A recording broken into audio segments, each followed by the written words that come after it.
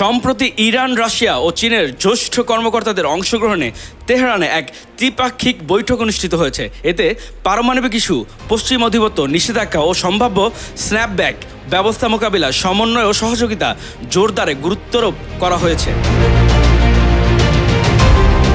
ইরানের পররাষ্ট্র মন্ত্রণালয়ের উদ্যোগে অনুষ্ঠিত এই বৈঠকে অংশ নেওয়া চীন ও রাশিয়ার প্রতিনিধিরা একমত হয়েছেন যে পশ্চিমা দেশগুলোর একতরফা চাপ ও হুমকির বিরুদ্ধে পারস্পরিক সমর্থন ও কূটনৈতিক সমন্বয় অব্যাহত রাখা অত্যন্ত জরুরি। ইরানের পক্ষ থেকে তখন আঞ্চলিক স্থিতিশীলতা রক্ষায় বাস্তবসম্মত প্রস্তাব উপস্থাপন করা হবে বলে আশা করা হচ্ছে।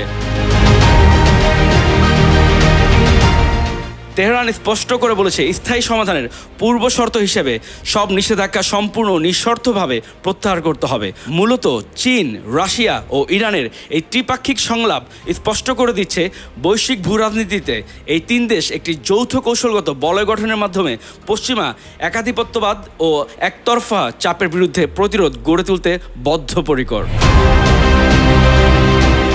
সাগর খান, নিউজ 21 ইন্টারন্যাশনাল ডেস্ক।